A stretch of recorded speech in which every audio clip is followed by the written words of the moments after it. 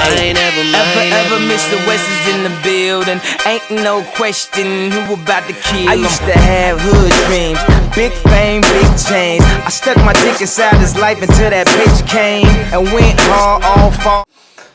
Welcome, ladies and gentlemen, to the M&P Entertainment. My name is Paul. My name is Michael.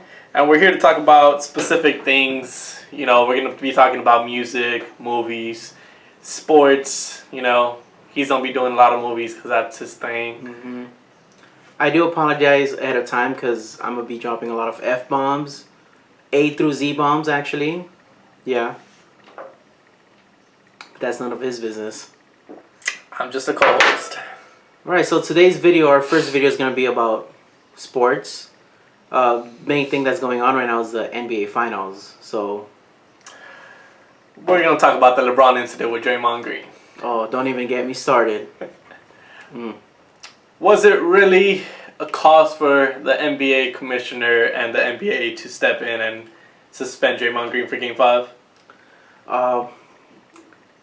My opinion is, I'm no professional, but my personal opinion is, I think they waited too long. I mean, I'm okay with the whole fact that they suspended him because he had too many flagrant fouls. I get that, but if you're gonna do that, why not do it during the game? You get me? Mm-hmm. Why not? Why do you wait until the NBA bails you out? That's the ref's job to call it in the game. 1, 2. I really felt like his kick on Steven Adams from OKC was way worse than that. If he was gonna be suspended, it should have been for that, and they would have probably lost the series because of that. But anyway, that's just my opinion. I mean, what else do you think about that? I mean, I agree. I believe at the same time they made a mistake by waiting too long and waiting for LeBron to say something, and I guess you can call snitch about it after the game and say, you know, I think he's making a deal about the call that he was called a bitch, not because he almost got hurt in the groin. I mean, he didn't even feel it because he didn't even go down with the hit. Yeah. And he knew that Draymond Green was coming right back up. So if you look at the video closely, it looks him stepping over Draymond Green when he's coming up. And I feel like they wouldn't have made such a big deal if he wouldn't have called it out, you know, for the post-game conference. You know, he said, well, we'll let the league take a look at it. Well, because he said something, now they did look at it, and it's LeBron James, so they're not going to let anybody touch him. Now, you know, I just want to say, you know, I have respect for LeBron James. But after this, like, you know, I'm losing a little bit of respect for him, you know. And if they lose Game 5 today, like, you know, there's not going to be any excuse. You got a healthy squad. No Draymond Green. I mean, what else do you want? They have to win today. If not, I think it's going to hurt his legacy. Exactly. That would make him 2-5 in the NBA final records, which is pretty bad for a legendary superstar. Just being Laker fans, you know, I just want to say Kobe was 5-2, you know, but take a sip, you know, that's none of our business. It's not. The next thing I want to ask you, do you think the Warriors can win Game 5, close it out in the Oracle Arena, and win back-to-back titles? That's a tough one.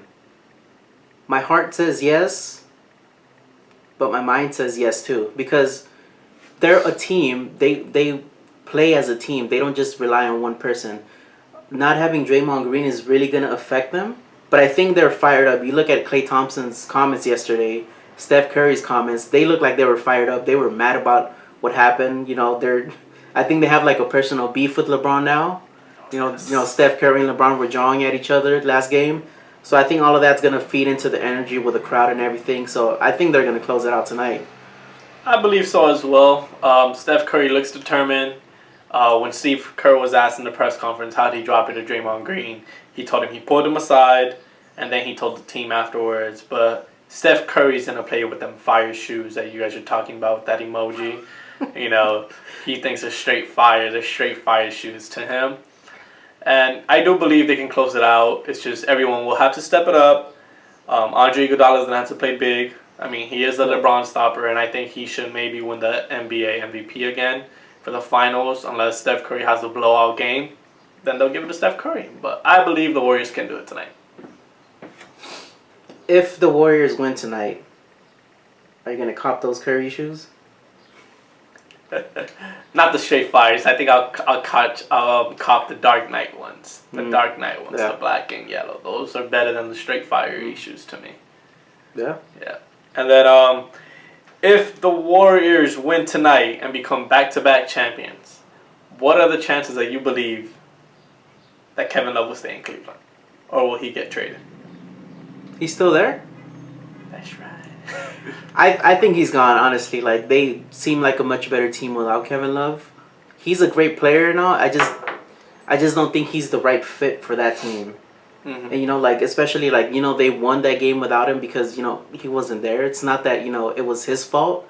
It's just, he just does not fit in that team. Yeah, I mean, if you look back at the Miami days where LeBron was in Miami, Chris Bosh was kind of like that as well. But Chris Bosh knew his role. He knew his role, yeah. exactly what he had to do. And I feel that there, Dwayne Wade played off LeBron James. Mm-hmm. I feel like here, Kyrie demands the ball because it's Kyrie Irving. He's just... I don't know his age exactly, but I don't think he's more than 25 years old. Mm-hmm. And for him to be in NBA Finals and stuff like that, it's great, but I think Kyrie should demand the ball more. That's the way they can win. That's what I think. I agree too. Mm-hmm. And then, what are the chances do you think the Warriors will match any offer to Harrison Barnes? Because they did come out and say, according to the Lakers Nation on Twitter, Serena Williams had written that they supposedly said they will match any offer for Harrison Barnes. I think they will. I mean, I think they're going to try to keep this team together, especially if they win tonight and they become back-to-back champions. I think they are, like, willing to, unless, like, somebody team just exaggeratedly, like, overpays them, like Houston did with Jeremy Lin a few years ago. Oh, yes. I mean, unless it's something like that, then I don't think they'll match it. But I think they're going to try to keep this team together. Yeah, I agree with you. But then again, Harrison Barnes is a young guy. He wants money. Mm-hmm. He's already going to have his second ring if they win it tonight, or if for some way somehow Cleveland forces a Game 6. So the only thing left, unless he decides to keep on winning more rings and make that his legacy, unless he wants to get paid, I think he'll leave. I mean, the thing they have to look at too is, like you said, if they're gonna match any offer that they give him. Mm-hmm. If he's gonna get the same amount of money that any other team would give him, I think he would rather stay in a winning team than leave to a team that you're gonna get paid the same, but you're gonna be losing games. So I mean, that's what I think about that. Yeah, no, I agree with you. It would have to be a team that he can think is a contender. He's not just going to leave, say, for example, no disrespect to the NBA team, but he won't leave, the Warriors to go play in Philadelphia. No, yeah. Disrespect. You guys have been doing it wrong this whole time. Disrespect. Hopefully you guys can turn it around, get back to those AI days. Those were the good days for you guys. But for now, all that tanking and stuff, it's going to end. But, well, that's another topic for another day. Exactly. And now, do you believe the 76ers will actually find a trade home for Joel Embiid according to the NBA that they're looking to trade him and Alio Okafor? Or you think they'll end up staying and just force it? No, I thought we were going to talk about the 76ers, but okay. Okay. Can you repeat the question? Because I wasn't paying attention. Because he said 76ers and I got lost. Do you think the 76ers would trade Joel Embiid and Alio Okafor for draft picks or for players that can play the wing and the guards? Because that's what they need. Mm-hmm. Or you think they'll just stay and deal with having humongous big men? Because they do have a Joel Embiid, Nerlens Noel, a Jahlil Okafor. And now maybe with drafting Ben Simmons would join that big front lineup as a small forward or power forward. Well, I mean, I have no idea what the hell they're doing. All these years, I don't know what the hell the 76ers are doing. They're just picking big man after big man, but if they're smart, they're going to let go at least like two of their big men and get some good guards. And that way I think then they're going to have a solid team. But if they continue to be stubborn, then I don't know. But I think they should. Okay, I agree. I think they should. I think they should get rid of Joel Embiid. He hasn't played a game. Nothing against him. He's a great center. I feel like if he can get back into shape, he'll be a tremendous guy that can rebound and go back to his college days. Jaleel Okafor, is nothing against him, but I feel like he should have never been drafted by the 76ers. I like him. Should have been a Laker. He should have been a Laker. I like D'Angelo Russell, but my guy was Nick Young since the 76ers days. Mm-hmm. And it's crazy, the situation, but, I have no control. I don't know what Russell was thinking. But it is what it is. People make mistakes. He's young. It's fine. And with that being said, I want to congratulate the Pittsburgh Penguins on winning their 4th franchise Stanley Cup trophy. They've won one in 1991, 1992, 2009, and 2016. And I want to congratulate them. And I also want to congratulate the U.S. team for advancing to the quarterfinals of the Copa America. That's right. Against Ecuador.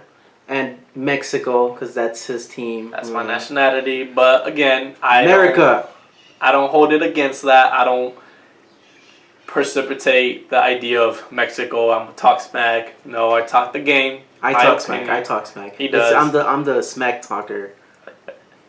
So with that being said, I want to ask you guys a few questions. We would appreciate it if you guys would subscribe below and leave comments of ideas or things you would like for us to talk about in the future, or things we can maybe fix.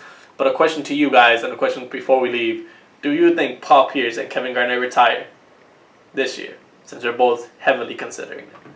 Yeah, Paul Pierce is already on ESPN. So yeah, and Kevin Garnett, I mean, yeah, I think he's gonna retire too. I believe so. I think they just didn't announce it before because, it was all about Kobe and his retirement. So they didn't want to, they're not going to get any attention to themselves. But yeah, they're going to announce it soon. They're going to retire. Does Duncan come back? Or legacy's done? He's coming back. That's a great team, they know how to manage his minutes.